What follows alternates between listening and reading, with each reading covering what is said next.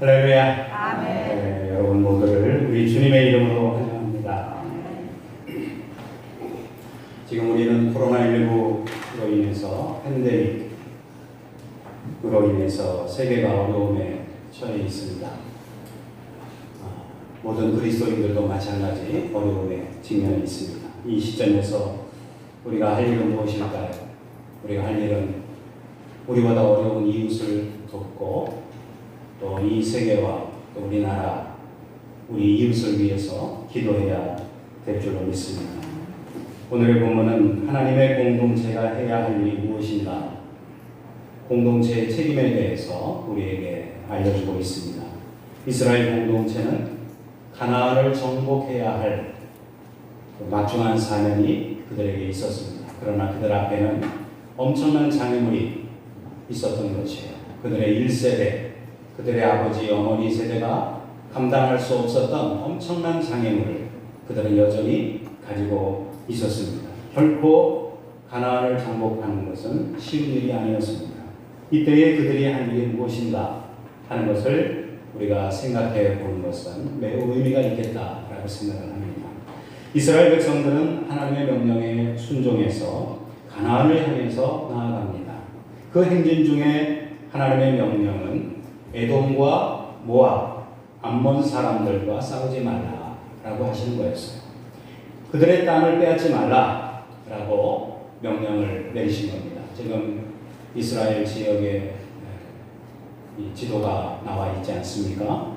그 땅을 빼앗지 말라. 암몬과 모압과 에돔이라고 하는 이 큰 지역을 건드리지 말라 말씀을 하신 겁니다. 왜 그런가 하면 에돔은 에서의 후손입니다.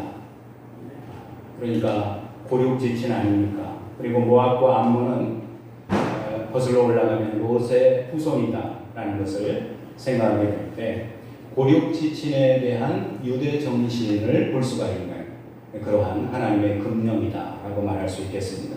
또 하나님께서 허락하신 땅에 대해서는 담대히 싸워서 쟁취하라 라고 하는 것이 하나님의 명령이었습니다. 그런 의미에서 우리가 신명기를 이해하기 위해서는 신명기에 나타난 구원의 개념을 우리가 이해할 필요가 있겠는데요. 특별히 신명기에 사는 그 시대의 사람들에게 구원은 땅과 밀접한 관련이 있었습니다. 하나님께서 주신 아름다운 땅을, 그 선물로 주신 그 땅을 소유하고 그 땅에서 사는 것을 구원받은 하나님의 백성의 특권으로 그들은 받아들였던 것입니다.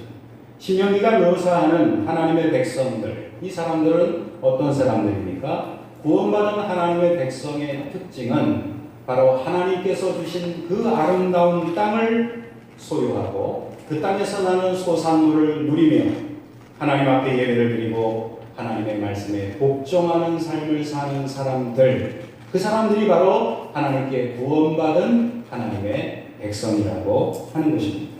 하나님의 백성의 목표와 소원이 무엇인가? 바로 신명기 시대에 살았던 그 시대의 사람들의 목표와 소원은 하나님이 주신 땅에서 사는 삶이었습니다. 바로 그것이 그들의 구원관이었습니다. 모세는 하나님의 명령을 받아서 헷스본을 점령합니다. 강력한 왕국이었던 헷스본의 시혼 왕을 물리치고 그 땅을 점령합니다. 그리고 이어서 바산 왕 옥을 멸하고 그 땅을 차지합니다. 특별히 이 족속들은 당시에 모압이라고 하는 그 팔레스타인 지역의 강자 중에 하나였는데 모압과의 전쟁에서 승리할 정도로 강력한 군대를 소유한 그런 왕국이었습니다. 바산 땅은 오늘날의 골란 고원, 그리고 그 요르단의 수도인 암만이 포함되는 지역이 바로 바산 땅입니다. 그러니까 지금으로 말하면 이 동쪽에 속한, 예루살렘에서 볼 때 동쪽에 속해 있는 그러한 땅이 바로 바산 땅이 되겠습니다. 이스라엘이 6.1 전쟁을 한 것은 역사에 유명하지 않습니까? 그 6.1 전쟁을 했을 때 시나이 반도와 골란 고원을 차지했었습니다. 그런데 나중에 이 시나이 반도는 이집트에 반환을 했습니다. 그런데 시리아에서 빼앗은 골란 고원은 아직 반환을 하지 않고 있어요. 왜 그런가 하면 물 때문에 그런 것입니다. 그 척박한 땅에서 물이라고 하는 것은 그야말로 생명줄이기 때문에 그 물 공급원을 만약에 시리아에게 돌려줬다가는 그것을 그 길을 막으면 이스라엘에게는 참으로 큰 위기가 닥칠 것이기 때문입니다. 그래서 골란 고원에서 내려오는 그 물이 어디로 흘러가는가 하면 갈릴리 호수로 흘러드는데 만약에 그 물을 차단하면 심각한 문제가 생기지 않겠습니까? 그래서 갈릴리 호수의 물은 다시 또 요단강 그 좁은 줄기를 거쳐서 사해로 내려가는 거예요. 그러니까 그 좁은 땅, 우리나라의 강원도 정도 되는 그 좁은 땅 이스라엘에서 이 수원지를 점령하고 그것을 차지한다고 하는 것은 굉장히 중요한 의미가 있다는 것입니다. 현재 요단강을 국경으로 해서 서쪽은 요르단이고 그리고 서쪽은 이스라엘이고 동쪽은 요르단이라고 하는 것입니다. 그래서 이 지역은 팔레스타인 지역에서 매우 비옥한 땅입니다. 우리나라와 비교할 수는 없습니다만 그래도 그 팔레스타인 지역에서는 비옥한 땅이어서 목축을 하기에 적합한 땅이라고 하는 것입니다. 이렇게 비옥한 바산 지역에 자리 잡은 그 아모리 족속의 왕은 바로 옥이라고 하는 인물이었습니다. 그가 군대를 끌고 나와서 이스라엘을 대적합니다. 아마도 그는 자신만만했던 것 같아요. 이전에 그 모압을 이겼던 그러한 그 마음이 그 마음속에 자리 잡았던 것 같습니다. 그런데 당시 이 바산왕 옥이 사용했던 침대가 철 침대가 있었는데 그 크기가 9규빗이고 너비가 4규빗이라고 합니다. 이것을 오늘날로 환산하면 길이가 4m였대요. 사람이 자는 침대가 4m였다. 또는 그것을 뭐 관이라고 그렇게 번역도 한다고 하는데 관이든 침대든 길이가 4m고 폭이 1m 80이었다고 하는 거예요. 그러니까 이 정도 규모라면 이 옥이라고 하는 인물이 정말로 장대한 거인이 아니었는가. 아마도 골리앗이 그의 후예가 아닐까 이런 생각을 해보게 되는 것입니다. 그는 알려지기로는 성질이 사납고 체격이 매우 큰 인물이었습니다. 그 지역을 호령하던 인물이었는데 결국 이스라엘에 의해서 패하고 완전히 멸절을 당하게 됩니다. 그래서 헤스본과 바산 지역의 아모리 족속이 강력한 군사력을 가지고 있었습니다마는 이스라엘은 그 싸움에서 대승을 거두고 그 땅을 차지하게 된 것이에요. 어떻게 그렇게 승리할 수 있었을까요? 그것은 바로 하나님께서 말씀하신 그 명령에 따라서 이스라엘 백성이 순종했기 때문인 것입니다. 아멘. 그것이 바로 성경이 가르쳐주는 말씀인 것입니다. 출애굽 1세대와 달리 2세대는 철저한 신앙으로 무장을 했습니다. 모세의 설교에 모세의 지도력에 아마도 많은 영향을 받았겠습니다. 그래서 그 순종하는 순종의 역사로 말미암아 그 땅을 차지하게 된 것입니다. 그래서 요단 동편 땅을 차지한 이스라엘은 그 땅을 분배하게 됩니다. 여러분, 이 요단 동편 땅을 분배했다라고 하는 것은 매우 중요한 의미가 있다는 것을 우리는 생각해야 합니다. 요단 동편 땅을 분배하는 일은 아마도 모세에게는 매우 힘든 일이었을 거예요. 루벤과 갓지파가 아로엘로부터 길르앗 산지 절반을 분배받습니다. 세 지파가 그 동쪽에 있는 땅을 분배를 받게 되었는데, 그리고 므낫세 지파 중에서 절반이, 므낫세 반 지파라고 하는 것이 므낫세 지파 중에 절반을 의미하는 거예요. 그 므낫세 지파의 절반이 길르앗의 남은 지역과 바산 지역을 분배받게 됩니다. 오늘날의 요르단 지역, 암만이 속해 있는 그 아주 비옥한 땅을 그들이 차지하게 됩니다. 그래서 므낫세 반 지파는 그 땅을 차지하게 되었는데, 그들의 역사를 보면 그들은 요셉의 손자이면서 므낫세의 아들인 마길의 자손들입니다. 그러니까 이 마길이라고 하는 인물이 상당히 강력한 영향력이 있는 후손 중에 한 사람이었던 것 같습니다. 그래서 이스라엘의 12지파 중에서 루벤 지파, 그리고 갓 지파, 그리고 므낫세 지파의 절반이 요단강 동쪽, 지도를 한번 보여주세요. 요단강 동쪽을 차지하게 됩니다. 그래서 여러분이 보시다시피 이쪽 동쪽에 맨 위에 므낫세가 큰 지역을 차지하지 않았어요?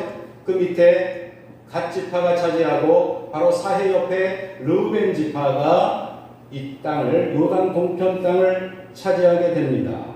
그러면 그들이 이 세 지파가 이쪽 땅을, 이 비옥한 땅을 분배받은 이유가 무엇일까요? 오늘 본문에 보니까 다른 지파들에 비해서 가축대가 많았기 때문이다 라고 하는 이유가 거기에 나오고 있습니다. 아마도 가축대가 많았다, 고대 근동에서 오늘날도 마찬가지입니다만 가축대가 많았다, 이것은 부요한 지파였다는 말이에요. 강력한 지파요, 부요한 지파로서 영향력이 있는, 그 언권에 있어서 영향력이 있는 지파였음이 틀림이 없습니다. 그러니까 그 땅을 보니까 그들에게는 마음의 욕심이 생겼던 것 같아요. 그 땅을 가지고 그 땅에서 정착하고 싶은 욕심이 생겼던 것 같습니다. 오늘날에도 바산 지역인 요르단 지역은 여러분이 보시다시피 이 지역은 팔레스타인의 다른 지역에 비해서 초목이 많이 자라고, 말하자면 목축업을 하기에 매우 유리한 광대한 지역에 해당되는 것입니다. 좋은 땅이기 때문에 차지하고 싶은 마음에 먼저 요단 동편, 요단강을 중심으로 동편 땅을 선택한 것, 이것을 오늘 우리는 생각해 봐야 합니다. 이것이 정말 잘한 결정인지 의문이 생기지 않을 수 없는 거예요. 하나님은 어디로 가라고 그러셨어요? 가나안 땅으로 가라고 하셨는데 이들은 지금 여기가 좋사오니 하고 요단 동편 땅을 자기들의 거주지로 선택을 한 것입니다. 오늘 본문은 이 일에 대해서 무슨 언급이 없어요. 세 지파들이 먼저 요단 동편 땅을 차지한 내용을 볼 때 저는 이것에 의문이 생겼습니다. 하나님께서 약속하신 땅은 가나안 땅, 요단의 서편인데 이곳에 거주해도 되는 것인가? 라고 하는 그들의 그 거주에 대한 정당성에 의문이 생기는 것이죠. 말하자면 하나님께서 약속하신 가나안 땅이 우선인가? 아니면 현실적으로 그들에게 부요함을 주고 더 많은 목축지를 제공하는 현실적인 프리미엄이 있는 그곳은 실리를 주는 요단 동쪽 땅을 차지하는 것이 지혜로운 것인가? 여러분들 어떻게 생각하십니까? 오늘날의 상황으로 적용을 한다면 이 세상에서 부를 누리고 실리를 누리는 것이 천국을 소유하는 것보다 더 나은 것인가? 라고 하는 질문을 가질 수가 있을 것입니다. 그래서 오늘 우리는 이 본문에서 약속의 땅인가? 실리인가? 라고 하는 이 두 사이에서 질문을 던져야 한다는 것입니다. 이 이야기의 배경은 거슬러 올라가면 창세기 48장으로 거슬러 올라갑니다. 창세기 48장에 보시면 야곱이 요셉의 두 아들들에게 축복하는 내용이 나옵니다. 참으로 이 민족의 하나의 전설과 같은 이야기죠. 야곱이 나이 들어 죽기 전에 그의 눈도 희미하고 앞도 잘 보지 못하는 그러한 상황 속에서 요셉의 두 아들을 앞에 앉혀놓고 축복하며 기도하는데 에브라임과 므낫세를 축복합니다. 므낫세가 장자고 에브라임이 차자예요. 둘째입니다. 그런데 이게 어찌된 일입니까? 므낫세에게 오른손을 얹고 해야 되는데 에브라임에게 오른손을 얹고 므낫세에게 왼손을 얹고 축복하며 기도하는 것 아닙니까? 이것을 본 요셉이 우리 아버지가 눈이 어두워가지고 장자인지 차자인지 구분을 못하시는구나 해서 아버지 그렇게 하지 마시고 므낫세가 장자니까 그에게 오른손을 올리십시오 하고 구하는 내용이 나옵니다. 그러니까 그 야곱이 뭐라 그랬어요? 두 번이나 대답을 합니다. 내 아들아 나도 안다. 내 아들아 나도 안다. 라고 하면서 창세기 48장 19절에 보세요. 그의 아버지가 허락하지 아니하며 이르되 나도 안다. 내 아들아 나도 안다. 그도 한 족속이 되며 그도 크게 되려니와 그의 아우가 그보다 큰 자가 되고 그의 자손이 여러 민족을 이루리라 하고 야곱이 축복 기도를 하는 내용이 나옵니다. 이처럼 야곱은 장자가 아닌 차자에게 손을 얹고 오른손을 얹고 에브라임을 므낫세보다 앞세웠어요. 왜 야곱은 그랬을까요? 참 신기한 일입니다. 어쩌면 야곱은 차자 계승의 전통을 세우려고 했던 것 같습니다. 이게 정확하게 알 수는 없는 일이죠. 아브라함과 이삭과 야곱, 우리는 믿음의 조상들의 이름이라고 말하고 있지 않습니까? 그런데 아브라함이 이삭을 자기의 전통의 계승자로 자기의 아들로서 적자로서 인정한 것은 과연 정통성이 있는 것입니까? 생각해보면 사실은 아브라함에게서 먼저 난 자는 이스마엘이죠. 서자가 할지라도 사실은 이스마엘입니다. 그러니까 차자 계승은 이스마엘 대신에 이삭, 그 다음에 쌍둥이 형인 에서 대신에 야곱에게 전승이 되었습니다. 그 다음에 므낫세 대신에 에브라임에게, 지금 이 야곱은 그 차자 계승의 전승을 이으려고 했던 건지 모르겠습니다만 그의 오른손을 얹고 축복하며 기도합니다. 므낫세 반지파는 요단강 동편 땅을 차지하게 됩니다. 비옥하고 참으로 훌륭한 땅이었어요. 사실상 그들은 요단 서편으로 가기 전에 요단 동편 땅을 차지하고 싶은 욕심이 생겼을 것입니다. 다른 부족보다 더 많은 가축을 거느리고 있었다. 그만큼 강력했다는 것이죠. 동쪽에 나눠줬지만 서쪽에도 그에 못지않은 아주 넓은 이 땅을 므낫세 반지파가 역시 서쪽에도 차지하고 있는 것을 우리는 볼 수가 있습니다. 그만큼 물질의 복을 누리고 강성한 지파였어요. 그런데 그들은 하나님께서 약속하신 가나안보다는 요단 동편 땅에 정착하기를 원했다는 거예요. 과연 이 선택이 옳은 것일까요? 요단 동편의 풍요로움에 그들은 그 땅에 눌러 앉기를 원했던 것입니다. 지도를 보세요. 이 일로 므낫세 지파는 반으로 나뉘게 됩니다. 동편에 그리고 서편에 이 두 지파가 나뉘어지게 됐는데 아마도 이 지파 속에서도 서로가 갈등과 그리고 반목이 있었을 것입니다. 그래서 결국 반으로 나뉘어져서 므낫세 반지파는 동쪽에, 나머지 반지파는 나중에 이 정복 전쟁이 끝난 뒤에 이 동쪽에, 서쪽에 자리를 잡게 된 것입니다. 현실의 진리를 놓고 므낫세 지파가 둘로 나뉘는 매우 흥미로운 그러한 사건이었던 거예요. 그래서 정복 전쟁 후에 요단 서편 땅의 일부를 나머지 므낫세 지파가 보시다시피 차지하지 않습니까? 결과적으로 므낫세 지파는 요셉의 장자임에도 불구하고 차자인 에브라임 지파에게 북이스라엘을 대표하는 그 대표권을 물려줄 수밖에 없는 그러한 그 역사적 하나의 그 사실로 그 결과가 드러나게 되었다는 것입니다. 여러분, 이 점을 여러분들은 어떻게 생각하십니까? 이러한 결과는 야곱의 축복 기도의 결과일까요? 아니면 므낫세 반지파의 욕망의 결과입니까? 두 가지가 다 맞다고 할 수 있을 것입니다. 오늘날에도 이런 일들은 많이 있을 것입니다. 저 하늘나라에 대한 소망보다는 현실의 진리에 안주하고자 하는 그러한 사람들이 많이 있을 거예요. 하나님께서 예비하신 땅을 생각하지 아니하고 저 하늘나라를 바라보기보다는 현재의 삶에 여기가 좋사오니 하고 안주하려고 하는 그러한 경우가 바로 이 므낫세 지파의 후예의 모습이라고 말할 수 있을 것입니다. 그래서 오늘 우리는 이러한 모습을 통해서 우리가 취해야 할 신앙적 자세를 깨닫게 되는 것입니다. 그것은 바로 하나님의 나라를 향하는 하나님의 백성 공동체는 어떤 공동체냐? 순종으로 세워지는 공동체다. 아멘. 하는 것을 깨닫게 됩니다. 네. 모세는 요단 동편 땅을 분배하는 문제에 있어서 그의 지도력을 발휘합니다. 무슨 말입니까? 요단 동편을 먼저 차지한 지파에게 말하고 있어요. 18절을 보세요. 그때 내가 너희에게 명령하여 이르기를 너희의 하나님 여호와께서 이 땅을 너희에게 주어 기업이 되게 하셨은즉 너희의 군인들은 무장하고 너희의 형제 이스라엘 자손의 선봉이 되어 건너가되. 네. 자, 이 말은 무슨 말입니까? 요단 동편의 땅은 세 지파들에게 주었지만 그러나 아직 남아있는 지파들은 요단 서편의 땅, 가나안 땅을 차지해야 하는 막중한 임무가 있는 것입니다.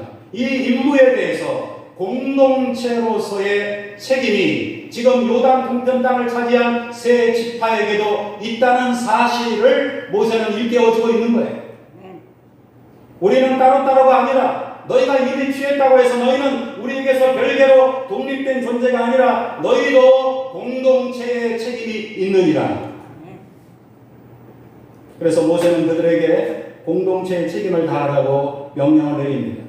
요단 동편의 좋은 땅을 차지했으니 우리는 여기에 머물겠다 생각한다면 어떤 일이 벌어졌을까요?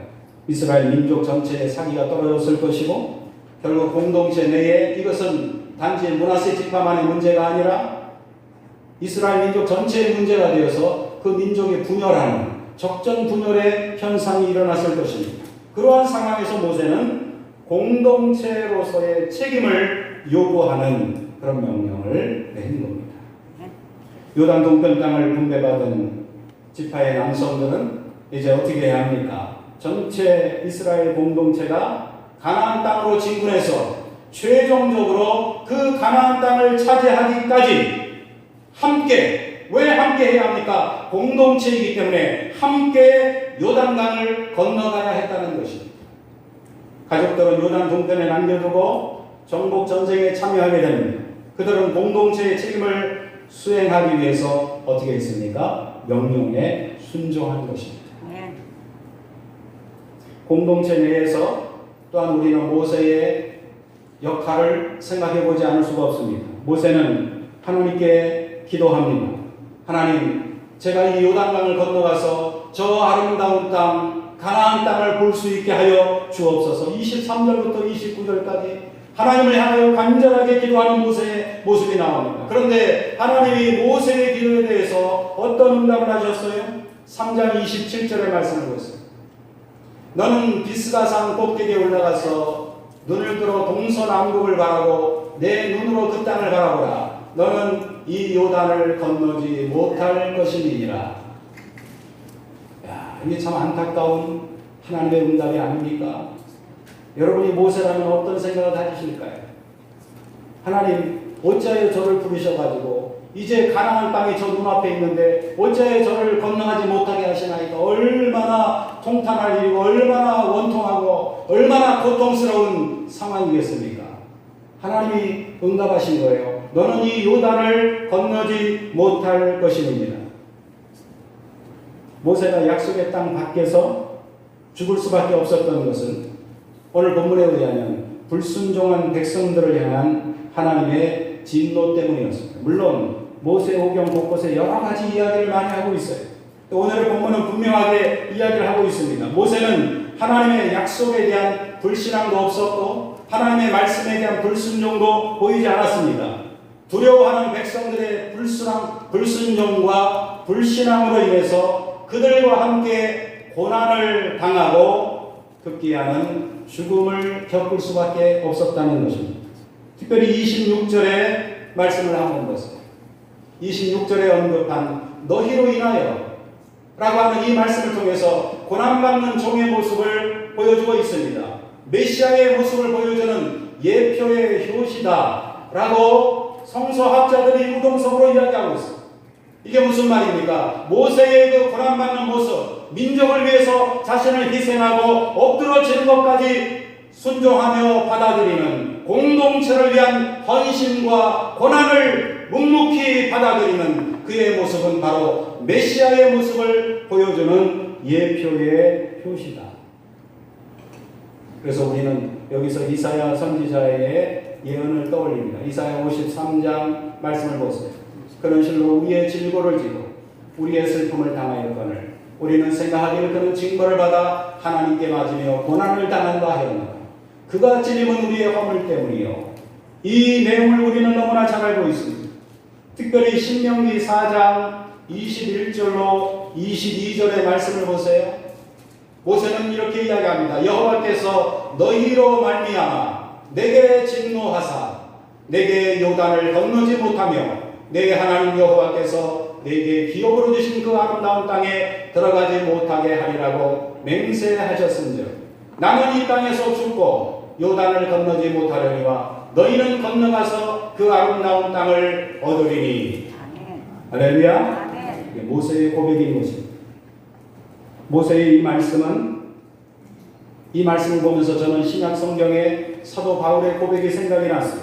사도 바울은 고린도후서 4장 12절에 뭐라고 고백했습니까? 그런즉 사망은 우리 안에서 역사하고 하고 생명은 너희 안에서 역사하느니라. 매우 신비한 고백이 아니겠습니까? 사도 바울은 예수님의 죽으심을, 예수님의 부활하심을 그의 삶에 적용했습니다. 자신의 고난과 예수님의 십자가를 그는 함께 생각을 했던 것이에요. 그리고 부활의 영광이 나의 고난과 나의 죽기까지 순교하는 그 고난을 통해서 전해지는 생명의 역사가 저 사람에게 임하고 나에게 임하는 이 사망의 역사, 이것은 그리스도의 십자가의 고난이 아닌가라고 그는 그의 삶을 이해하고 해석한 것입니다. 그래서 고린도후서 4장 10절에 바울은 이야기했어요. 우리가 항상 예수의 죽음을 몸에 짊어진다라고 말씀했습니다. 그의 삶 자체가 예수님의 십자가와 부활에 연계되어 있다는 사실을 그런 인식을 하고 산 것인데, 이것은 그 효시를 보면 이미 모세로부터 나온 위대한 리더십이고 헌신과 섬김, 죽음에 이르기까지 그 고난을 마다하지 않고 나아갔던 모세의 공동체를 향한 책임과 그의 사명의식을 우리는 발견할 수가 있다는 것입니다. 오늘날에도 하나님께서는 순종하는 일꾼들을 통해서 공동체를 살리십니다. 그리고 하나님의 뜻을 이루시는 것을 믿으시기 바랍니다. 오늘날 이 세상은 모세와 같은 지도력이 필요한 세상이 되었습니다. 희생과 헌신의 지도력이고, 그리고 더 나아가서 요단 동편 땅을 이미 차지했지만 그러나 남아있는 그 사명의 완수를 위해서 하나님의 명령에 순종하여 나아갔던 그 세 지파의 책임과 헌신을 통해서 하나님의 역사가 이루어진 것처럼 오늘 우리들도 이 공동체를 향한 우리의 책임이 있다는 사실을 인식해야 할 것입니다. 코로나19 바이러스가 참으로 힘들고 어렵고 무섭습니다만, 그러나 우리는 우리의 사명을 잊지 말아야 할 것입니다. 하나님이 주신 명령에 순종하여 우리가 책임을 다하는 일꾼이 될 때 하나님의 역사가 우리를 통해서 놀랍게 이루어질 것을 우리 모두가 분명히 믿습니다. 기도하겠습니다. 거룩하신 아버지 하나님, 감사를 드립니다. 귀하신 말씀으로 우리에게 함께 하시고 우리에게 진리를 깨닫게 하시니 감사를 드립니다. 공동체를 향한 우리의 책임을 외면하지 않게 하시고 하나님 앞에서 사명을 온전히 감당하는 일꾼들이 되게 하여 주시옵소서. 예수 그리스도의 이름으로 기도하옵나이다.